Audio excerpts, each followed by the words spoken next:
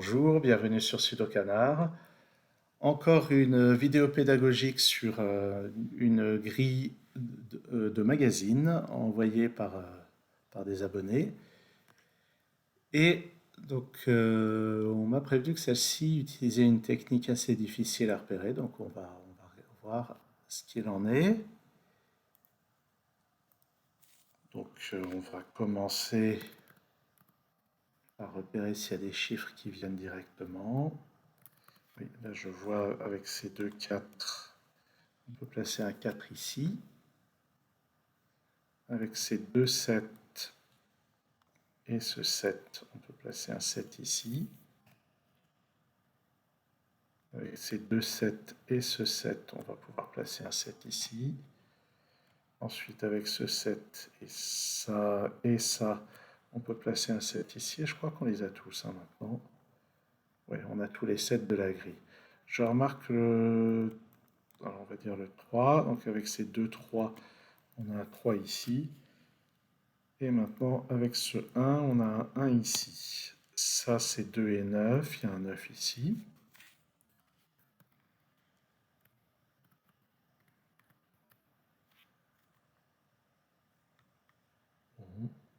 Il va y avoir un 9 quelque part par là. Je remarque avec ce 2 et ce 2 qu'il va y avoir un 2 quelque part par là, un 2 quelque part par là. Pour le moment, ça m'a pas l'air très intéressant de noter ça. J'ai peut-être tort. Par contre, ce que je remarque, c'est le 5 et le 4 ici, qui vont donc être restreints à ces deux cases. Ça m'a l'air intéressant. Je vois aussi que le 3 n'est pas là ni là. Donc le 3 est là. Là-dedans, il me manque 1, 8 et 9. Là, j'ai 1 et 9. Donc ça, c'est un 8. Et je vais noter 1 et 9. Et maintenant, dans cette colonne, l'autre 4 ou 5 est ici. Dans cette colonne, il me manque le 9. Il vient là. Et ça, c'est aussi un 4 ou 5. Et là, c'est quoi qui nous manque? 6, 7 et 8. Et bien, avec les 7 qui sont là, on a un 7 ici. Et ça, c'est un 6 et un 8. Pas mal comme début.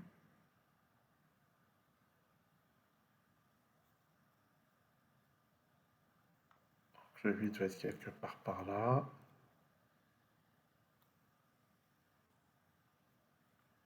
Ok, donc là, je cherche quand même encore un petit peu. Ah ben oui, il y a les 9 ici, qui permettent de placer un 9 là. Maintenant, avec ces deux 9 et ce 9 là, on a un 9 ici.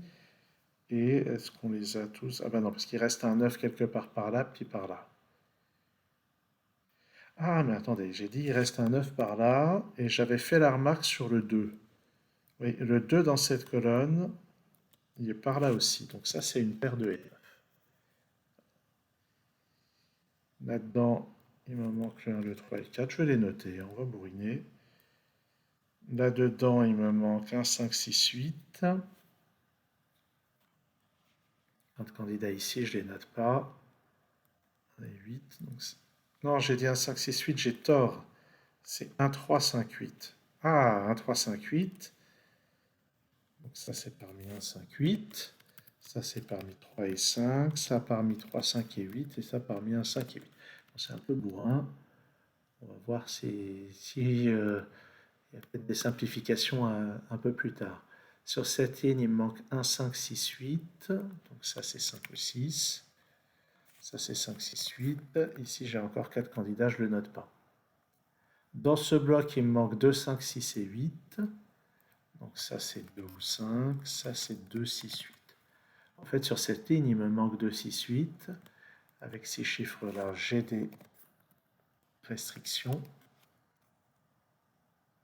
Sur cette ligne, il me manque 2, 4, 2, 3 et 5. Avec ça, j'ai des restrictions. Et c'est pas mal parce que dans les techniques un peu avancées, j'imagine qu'il peut y avoir les recherches d'une chaîne.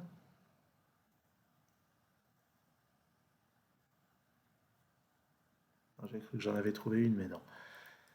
Et donc les recherches de chaînes, bon, si c'est ça la technique particulière dont on a besoin, il y a un moment où j'en viendrai à chercher les chaînes, ce qui parfois peut être assez pénible. pour être honnête.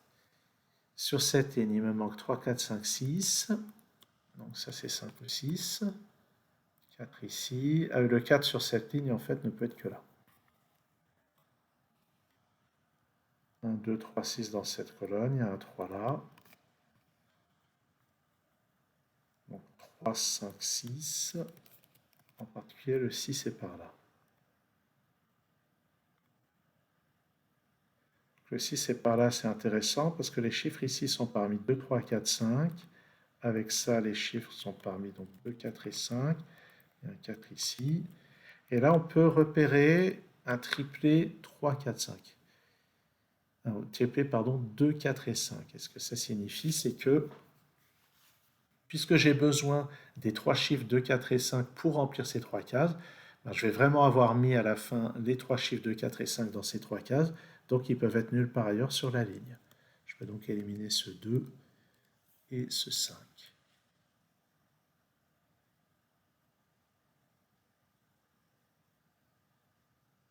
Alors, qu'est-ce que j'étais en train de dire? Ça, c'est parmi 2, 3, 4, 5, mais sur cette ligne, le 2 est par là.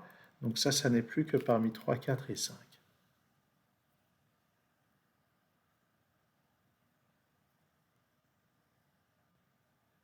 Ici, sur cette ligne, il manque 1, 2, 6, 9. Ah, et intéressant, on peut voir que ça n'est ni 1 ni 9. Donc ça et ça, c'est 1 et 9. Donc lui, c'est 1, lui, c'est 9. Et là, c'est 2 et 6.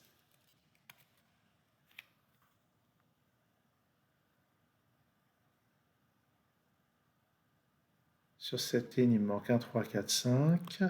1 et 4, donc ça, c'est 3 ou 5. 3 et 4, donc ça, c'est 1 ou 5. Et en bas, il me manque 1, 3, 5, 8. 1 et 4 ici. Non, j'ai dit 1, 3, 5, 8. D'accord. Donc ça, c'est 3, 5 ou 8. Ça, c'est un 5 ou 8. Je remarque une chose, c'est que sur cette colonne, le 2 ne peut être que là. Donc ça, c'est pas un 2, ça, c'est un 2. 3, 5. Ça, c'est un 1. Je vais éliminer ce 1. Ça aussi, c'est un 1. C'est le seul endroit où il peut encore être dans cette région. Ça, c'est un 6. Là, j'ai le 8 et le 6. Là, j'ai le 1. Ça, le 1 me permet de placer le 8, le 6, le 8. Et je suis en train de me demander s'il y aura vraiment besoin d'une technique, parce que pour le moment, ça évolue bien. Sur cette colonne, le 8 est forcément là. Il y en aura peut-être besoin pour la toute fin. Ça, c'est plus un 8. Le 8 est là. Ah, d'accord, voilà. Donc, c'est à ce stade. Jusqu'ici, on a pu avancer avec des techniques pas trop compliquées. Donc, j'imagine que c'est pour terminer la grille à partir de cet état qu'on va avoir besoin de chercher quelque chose. Alors, chercher quelque chose, ça peut être comme dans une vidéo que j'ai tournée il n'y a pas longtemps. Enfin, dans mon référentiel temporel, c'était il y a quelques minutes, mais dans la diffusion sur la chaîne, ça doit être hier dans le référentiel de cette diffusion. Donc j'avais la technique du skyscraper, qu'on appelle aussi sashimi X-Wing.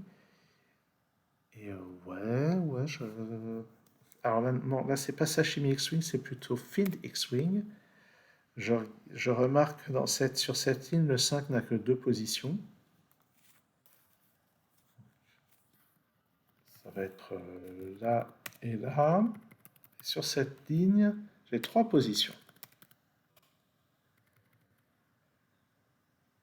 Et donc ça, c'est en quelque sorte 2 immeubles. Et ce qui se passe, c'est que quand on regarde au rez-de-chaussée, ben, le 5, évidemment, il ne peut pas être à la fois là et là. Donc, ça veut dire que si le 5 est là, c'est-à-dire que si le 5 n'est pas là, ben, il va être là. Et si le 5 n'est pas là, il va être là. Donc, ce que ça nous dit, c'est que dans ces 3 cases, il y a au moins à un endroit le chiffre 5. Et maintenant, on va regarder le champ de vision commun à ces 3 cases, et on arrive sur celle-ci, qui ne peut donc pas contenir le 5. Je ne sais pas si ça c'était attendu. Remarquez, c'est un Sudoku de magazine, donc il n'y a rien qui est attendu, hein. Le Sudoku a été créé par un logiciel sans qu'on lui ait réclamé quoi que ce soit. Ou plutôt, le logiciel crée, j'imagine, des problèmes de Sudoku aléatoirement par centaines, et puis après il les trie par niveau de difficulté, et ça part dans les différents magazines. Je pense que c'est ça le processus. Bon, en tout cas, ça a permis d'éliminer une option ici, mais ça semble pas être suffisant pour tout résoudre, hein. Bon, ça fait toujours plaisir de montrer des choses comme ça. Alors, est-ce qu'on peut trouver quelque chose comme XY Wing? Peut-être que c'est une chaîne 3, 5, 5, 6, 6, 5, 5, 6, 6, 3. Ouais, ça a l'air d'être ça. Donc une chaîne, ça se débusque. Ah, il y a celle-ci aussi qui est très... Ah bah oui, ça c'est un X-Ray Wing. Alors, en quoi ça consiste? Parce que j'avais proposé cette chaîne-là, mais je suis en train de repérer celle-ci qui est beaucoup plus courte. Alors, de quoi il s'agit? Bon, déjà, je vais aller effacer le coloriage précédent. Et j'aime bien présenter ça avec l'idée que cette case que j'ai coloriée en violet est un pivot entre ces deux cases. Donc, je pense que vous avez remarqué qu'on a les trois chiffres 3, 5, 6 qui apparaissent avec, avec une sorte d'alternance, alternance sur trois chiffres, 3, 5, 3, 6, 5, 6, c'est-à-dire qu'on a les trois options où on prend que deux chiffres parmi les trois. Et lui, c'est le pivot parce qu'il est à la fois, il est dans le champ de vision commun des deux cases vertes. Et alors, donc, qu'est-ce qui est intéressant? Ce qui est intéressant, c'est que si c'est un 3, alors lui, c'est un 5. Et si c'est un 6, et bien lui, c'est un 5. Donc, quelle que soit la valeur dans la case violette, on est sûr que dans au moins une des deux cases vertes, il va y avoir un 5. Maintenant, regardons le champ de vision commun des deux cases vertes, et on arrive sur cette case qui ne peut donc pas contenir un 5, et qui va donc contenir un 2. Oups. Et une fois qu'on a le 2 ici, on a le 6 là, le 3 là, j'imagine que tout le reste va se résoudre très simplement. Donc ça, c'est un 2, c'est une manière de résoudre le truc. Et alors, qu'est-ce que j'avais vu en premier? J'avais vu quelque chose de plus compliqué, qui est une chaîne. Donc une chaîne, ça se trouve en jonglant entre des cases où il n'y a plus que deux candidats, et de la manière suivante. Je raisonne, donc ça va être mon point de départ. 3, 5, 3, 5, 5, 6, 6, 5, 5, 6, 6, 3. Je vais colorier les cases intermédiaires. 3, 5, 5, 6, 6, 5, 5, 6, 6, 3. Alors, en quoi ça consiste? Oups, je me suis trompé de couleur. Voilà. En quoi ça consiste? Eh bien, à chaque fois dans ma chaîne, donc là, j'ai une certaine paire, 3 ou 5, et je vais partir du deuxième chiffre, qui va devenir mon premier chiffre. Donc 3, 5, 5, 6. Et maintenant, le 6, qui était mon deuxième chiffre, va devenir le premier chiffre ici. 3, 5, 5, 6, 6, 5, 5, 6, 6, 3. Et là, je m'arrête parce que le chiffre sur lequel je suis arrivé, le 3, c'était le chiffre dont je suis parti. Et ce qui se passe dans une chaîne comme ceci, c'est que donc là, j'étais parti du chiffre 3, j'ai jonglé de cette manière-là, et je suis arrivé au chiffre 3. Et ce que j'affirme, c'est qu'au début ou à la fin, il va y avoir le chiffre 3, forcément. Alors pourquoi? Eh bien, tout simplement, on va voir que le raisonnement n'est pas compliqué, l'idée est assez compliquée au départ, mais le raisonnement qui montre ce que je viens d'affirmer n'est pas si compliqué. Ben, si ici il y a un 3, ben oui, c'est sûr que dans une des cases vertes, il y a un 3. Par contre, si ça c'est un 5, eh bien, je vais rebondir avec ma chaîne. Si ça c'est un 5, ben, ça c'est un 6, un 5, un 6, puis ça c'est un 3. Donc de manière générale, si on a des chaînes comme ceci, donc, on part d'un certain chiffre et on rebondit avec d'autres chiffres comme ceci, et qu'on arrive à l'autre chiffre, on est sûr que dans une des deux cases ici, il va y avoir un 3. Donc on regarde le champ de vision commun. Ça ne peut pas contenir un 3. Et dans le champ de vision commun, on a aussi cette case qui ne peut pas contenir le 3.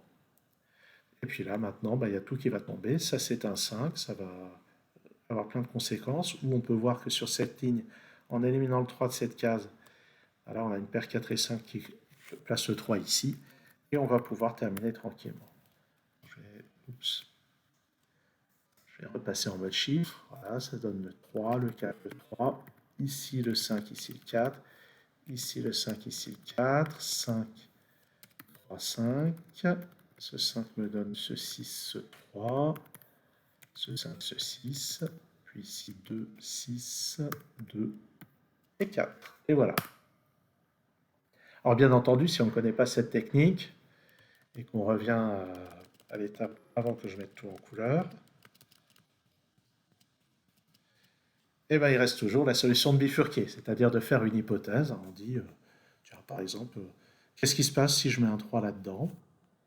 Quand on résout sur un magazine, on peut, par exemple, faire cette hypothèse dans un coin de la case. En général, mes candidats, je les mets en bas de la case. Et si je fais une hypothèse, je vais mettre le 3 dans un petit coin de la case. Je vais le noter ici. Et je vais l'entourer pour montrer que c'est ça mon point de départ. Bah tiens, je vais même le faire. Regardez, 3, ça donne 5, 3, hop, 6, 5, oups, 5, 6, 5. Je regarde les conséquences. Et là, ça y est, ça plante. On voit qu'avec le 3, j'ai créé un 5 ici. Et il n'y a plus de solution pour cette case. Donc, alors, j'ai pris ça. En général, on prend un chiffre comme ça dans une case où il reste un petit peu plus de candidats. Donc après, on peut éliminer le 3 et puis hop, on y arrive. Et en général, on fait une hypothèse pour laquelle on voit qu'il va y avoir des conséquences. Le 3, on voit tout de suite que ça va avoir des conséquences sur tous ces chiffres. Mais je trouve ça plus satisfaisant de résoudre ce genre de problème en utilisant une technique un petit peu avancée. Et dans des sudoku de magazines, si c'est des magazines qui s'appellent, je ne sais plus, difficiles ou diaboliques avec un K ou des choses comme ça, souvent c'est des techniques comme ça qui permettent de les résoudre autrement que juste en bourrinant avec des hypothèses. Eh bien, c'est tout pour cette vidéo et dans l'avenir proche, c'est la dernière vidéo pédagogique. Alors là, je viens d'en faire deux d'affilée. Je ne dis pas que j'en referai pas d'ici 1 à 2 semaines, mais disons que d'autres préoccupations de la vie courante, éventuellement professionnelle, vont m'occuper un petit peu plus dans les temps à venir. Au demeurant, merci d'avoir suivi cette vidéo et à un de ces jours sur Sudokanar.